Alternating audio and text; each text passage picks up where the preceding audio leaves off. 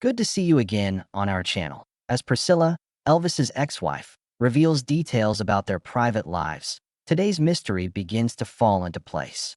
So, let's get right down to business. Envision a world where Elvis Presley's music and performances were never heard or seen. I know, it's hard to imagine.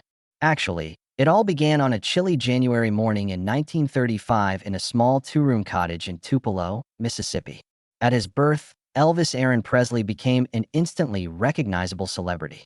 However, were you aware that he was expected to have a sibling? Elvis had to learn to handle being an only child after his tragic sibling Jesse Guerin passed away. A few years later, the Presley family uprooted their lives and headed to Memphis, Tennessee, the city that would later become famous as the birthplace of Elvis Presley. What, though, molded the rock and roll king? Envision a youthful Elvis preoccupied with the gospel music on Beale Street, the pulsating rhythm of all-night gospel sings, and the sacred sounds of church. Elvis's distinctive sound was the result of his innovative fusion of pop, country, gospel, and R&B. The year 1954 marked the beginning of Elvis's meteoric rise from the ranks of hopeful vocalist to superstar. Sun Records signing marked the start of a new chapter. In 1955, when RCA Victor assumed control of his contract, Elvis's fame skyrocketed. In 1956, he had become a worldwide phenomenon, not merely an American phenomenon. His music did more than simply provide entertainment. It ushered in a new age of popular culture and music in the United States by removing societal and racial barriers.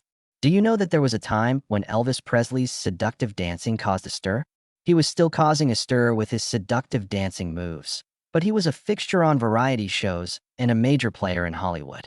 He had an incredible career in music and film, beginning with the 1956 smash hit Love Me Tender, his first foray into the film industry. But for Elvis, it was about more than just movies.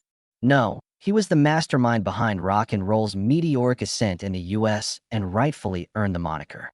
His gospel albums also garnered 3 Grammys, so they should not be overlooked. Impressive adaptability. A defining period in Elvis Presley's life, his stint in the United States military, deserves our undivided attention now. You would assume that an icon like Elvis would slow down while serving in the military, but you would be mistaken. Soon after receiving his draft notice in 1957, Elvis was conscripted into the Army. What if the most famous person in the world suddenly gave up guitar playing in favor of wearing fatigues? All throughout the world, fans were taken aback. When faced with adversity, Elvis continued to serve his nation with dignity and bravery. The untimely death of Elvis's mother, Gladys, occurred during his service. Elvis showed remarkable fortitude in the face of personal tragedy by returning to duty while grieving. In spite of everything, a bright spot in Elvis's life came from a teenage girl named Priscilla. A meeting with Elvis was pressed upon by Priscilla's stepfather after her parents' disapproval of her relationship with the singer became apparent. When Elvis came for supper, stepfather Paul, who was dressed like a military man, wasted no time getting down to business with Priscilla. "So, what's your desire?" He was quite direct when he asked Elvis. Elvis's reply was genuine and emotional. "Well, sir, I must admit that I have a strong affection for her," Priscilla recalled him mentioning. "She has a lot of wisdom beyond her years, and I love spending time with her. Leaving home and all has been a real challenge for me. It becomes somewhat isolating. Someone to converse to, I suppose you could say. Her safety is not a concern of yours, Captain. I will ensure her well-being." Priscilla and Elvis's complicated relationship didn't stop them from being emotionally invested in one another. Priscilla said that he had learned from his Southern upbringing that a good lady should be set aside for marriage. Elvis had an influence on Priscilla's style of dress, hair, and cosmetics, among other things, in order to mold her into his ideal woman. Priscilla started to feel the pressure of Elvis's innumerable fans early in their relationship. Priscilla claimed that my happiness in his bedroom did not begin until late at night. They would spend hours together sharing passionate kisses and passionate conversations.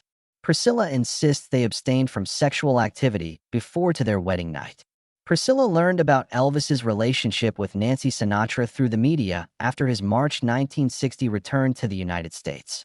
Priscilla described the 3 weeks that passed before Elvis contacted her as a waiting game, due to the unpredictable nature of his calls.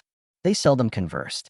During the weeks that elapsed between them, they hadn't seen one another in almost 2 years, and it had been months since they last communicated. Next, Elvis sent an invitation to Priscilla to come to Los Angeles to see him in February 1962. Elvis sent her a first-class ticket for a 2-week visit after she convinced her dad. There were certain limitations placed on her while she was here. Elvis told her she couldn't spend the night at his apartment, despite the fact that they spent time together initially. So she wouldn't have to deal with any late-night calls. He had her stay with friends instead. Priscilla found out later on that Elvis had sent his alleged ex-girlfriend packing because he didn't want to cause any trouble. The visit from Priscilla was exciting notwithstanding these strange arrangements. They went on a lavish vacation to Sin City, where Elvis showered her with gifts and made his feelings about her infidelity crystal plain. Priscilla went back to Germany after spending Christmas 1962 at Graceland and told her mom that Elvis wanted her to go to Memphis to finish high school. The story that Priscilla told her stepfather Paul was that Elvis had good intentions and that he loved, needed, and respected her. With Elvis's assurances, Priscilla's parents eventually consented to his hints of a future marriage. Priscilla lived with Elvis's parents while she was a high school student in Memphis, but she really spent a lot of time at Graceland, eventually making it her main abode, thanks to her close relationship with Elvis. Tom planned for Elvis and Priscilla to take Frank Sinatra's private plane from Palm Springs to Las Vegas on May 1, 1967, so their wedding wouldn't be too public. Around 3 in the morning, they exchanged wedding vows in a room at the Aladdin Hotel after getting their marriage license. Just around 14 persons showed up, and Judge David Zenoff presided over the wedding. Shortly after, they hosted a small breakfast with perhaps 100 guests and a brief press briefing. Priscilla told Vogue, "My wedding was very unusual," reflecting on their one-of-a-kind ceremony. "It was intimate and reserved for our closest friends and family, just the way we wanted it. Not having a fan club was our goal. No circus for us." Elvis made a joke about how it was about time after the ceremony. "Given my current situation, I thought it would be wise to hold off."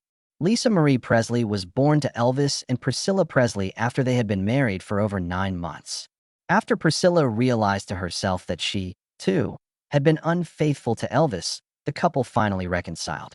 For a while, she pretended nothing was wrong, but eventually, she couldn't help but notice something was off.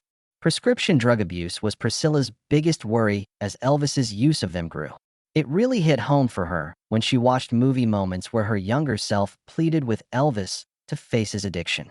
She spoke about how her worry grew as Elvis's defiant actions became more severe. According to Priscilla, his increasingly defiant behavior was becoming increasingly terrifying. Additionally, Elvis was prone to outbursts of anger and was easily provoked. She went on to say that he would pull out a gun and detonate it whenever he saw an unpopular person on television. Following the 1973 finalization of their divorce, he would instruct his father to purchase an additional television. They escorted each other out of the courthouse. Still, Priscilla was just 28 years old. According to Elvis, there was no third party involved in our divorce. For me, it was a vocation.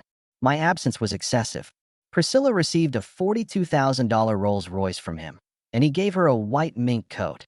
He then made fun of their $2 million divorce settlement, saying it wasn't fair to her. The way he put it, that's our relationship. In 1978, Priscilla told the public that they were still very close and that she and Lisa Marie still visited Graceland together, acting as if nothing had changed. "As a family, we remained." Lisa reported feeling more stable as a result.